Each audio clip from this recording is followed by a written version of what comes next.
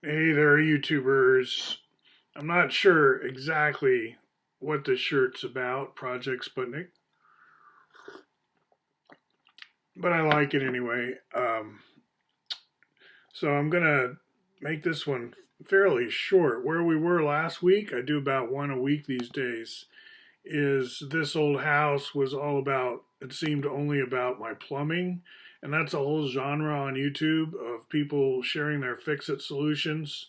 And I want to delve in that a little bit. And I'm not being tongue in cheek. This is a real repair. I really was worried about this. And now I'm feeling much more upbeat because we used this epoxy putty stuff, three different brands.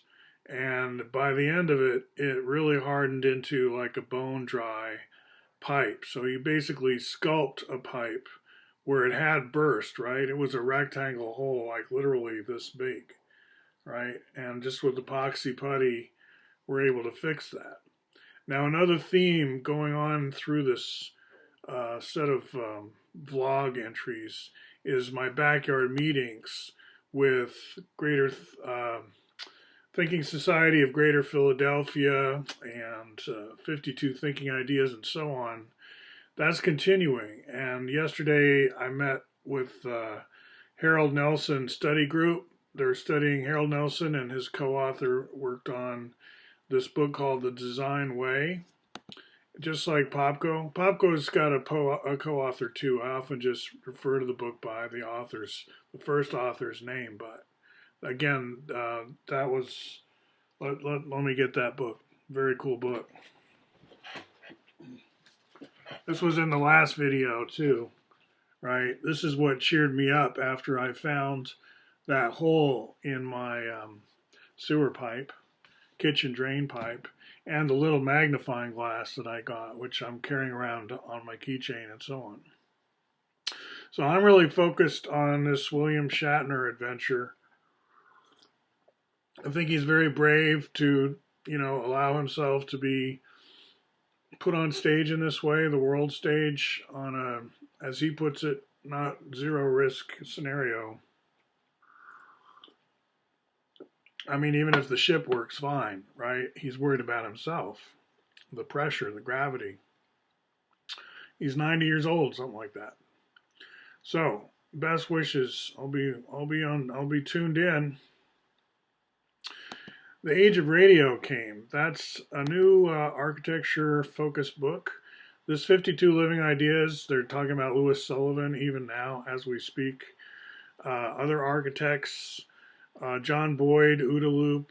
These are sort of memes that are being carried forward by a kind of popular thinking form. I'm thinking of David Bohm, Nick Consoletti, the idea of a conversation that can't really be controlled, but it is well moderated. In order to keep it free flowing, you do need to have someone who's got a light touch. Shrikant does, I think. He gets to say his piece, and so he's satisfied to let other people say their piece. There's what the whole looked like. Right, so now where we go in Kirby Land is often out to Siberia, meaning out to places in the internet, nooks and crannies. And you would think that's like diving out of sight where people can't find me, but paradoxically, this is how we find each other in cyberspace. So you could come and join one of my teams. I've got this Oregon Curriculum Network where teachers can come hang out with me and sort of see what it's like to be on one of these teams in case they want to fork the whole thing and do it themselves with students. And I don't have students trooping through here now. It's mostly fellow faculty, partly because Python 3.10, is just now coming out, right? So I'm getting used to that. And I don't actually have it installed yet, to tell you the truth. So this hiatus is good for me to be building up my curriculum. Take advantage of this lull before the storm, maybe. So I'm gonna just, for those of you that are longtime viewers of this channel, this is an old familiar topic that I've broached many times with you. Whereas if you're new to this, maybe you came here because of the pipes, right? And I have people who've come to my Jitterbug stuff from playing Fortnite because there are these, what are they called? They're not called emoticons. They're called something, right? Emo something, where you get dance moves if you play Fortnite, and the jitterbug is one of the rarer things that you can collect. What are those called again? Let's search. Fortnite. People join this channel for various interesting ways, from various interesting walks of life. So I wanted to tell you that there's some math here. Yeah, it's called an emote, right? So some kids are watching my channel now because they got hooked coming here from Fortnite, you could say. But we use this coordinate system, which is vaguely reminiscent of XYZ. In fact, I would say it's so close that you could call this an API, which means kind of an interface or dashboard. Let's call it a dashboard or control panel, where there's an overlay, so you're not using just straight XYZ coordinates as you learn in school, but you learn something that converts under the hood to XYZ coordinates. And that's where this particular REPL comes in. It's self-contained. I'm not trying to keep up with like my GitHub versions or anything. There are certain things I'm in the middle of maybe changing, but it's self-contained enough that you can just work with it here. And it will let you instantiate two kinds of vector, ordinary vector, and this thing I'm calling a Q vector or Q ray or quad ray. They're in Wikipedia. Look up quad ray coordinates. And you've got 4 tuples instead of 3 tuples. Instead of XYZ, you've got A, B, C, D. And why is that the case? Well, you can connect to any number of resources out there, both look at the source code and figure out what's going on under the hood. And it's a great workout, and it's a good introduction to synergetics. And I'm holding up a primer in that tradition because this has material about synergetics, which is a difficult philosophy to read in the humanities. And I'm not saying some people, dive into that right away, right into synergetics, and they don't come up for air for a long time. You kind of worry about them. But you don't have to do it that way. You can you can stay in orbit, don't land on the planet. Maybe it's not safe, that kind of thing. To keep your distance from synergetics if you feel like it, but root around in the margins and see what it feels like to get the tetrahedron more in the front and center of your thinking as the paradigm system, as opposed to any other geometric wireframe like the cube that you might consider. The sphere would be the leading alternative, but in our world, the sphere is extremely complex, like the sun is complex and is spherical. But anything but static, right? The sun is incredibly energetic and roiling, you could say. And so for us, the sphere that's where we go for an entire planetary view. It's full of amazing detail because it's super high frequency. If you zoom in and it continues to present detail to you, then you're looking at something that's way more than just a skeletal wireframe. And when the game is the skeletal wireframe, then this tetrahedron kind of steps out. And the three-dimensionality is still there, the zigzag. 1, 2, 3. It doesn't matter that the second axis is at 90 degrees. It's just different from the first one. As soon as you've wedged open an angle, you've got a surface area. And then if you want a volume, you just need to go down in another direction. So really, it's a zigzag, and another zigzag forms, a complementary one, kind of inevitably.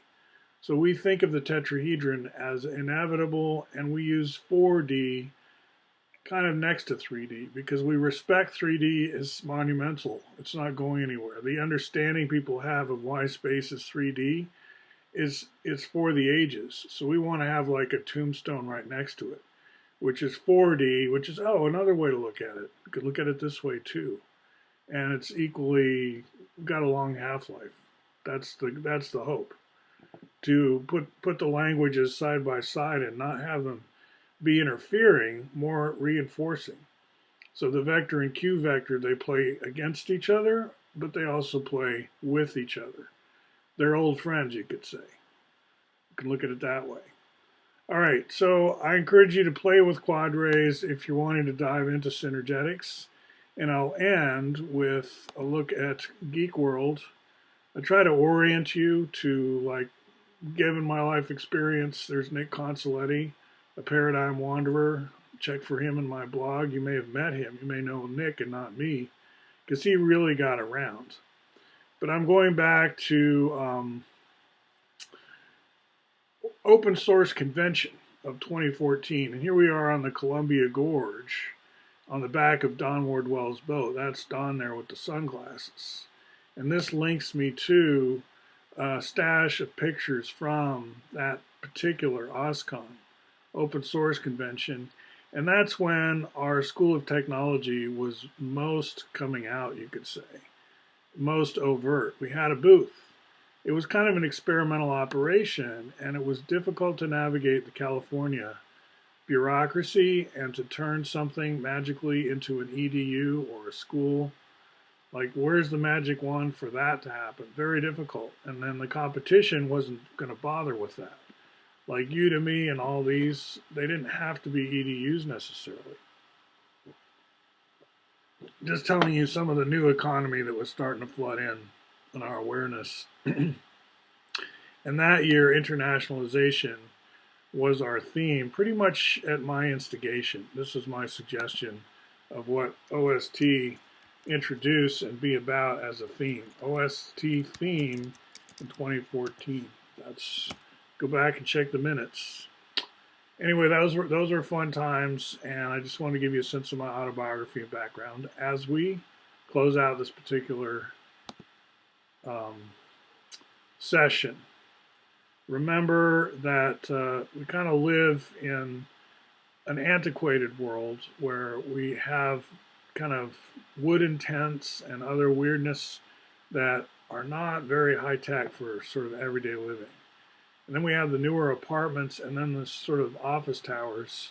And office towers are increasingly being turned into more of a mixed use paradigm, right? Where you can have shopping, living, office, workspace, everything, school, all in the same building. So let's talk about that some more. Let's talk about Asylum City some more.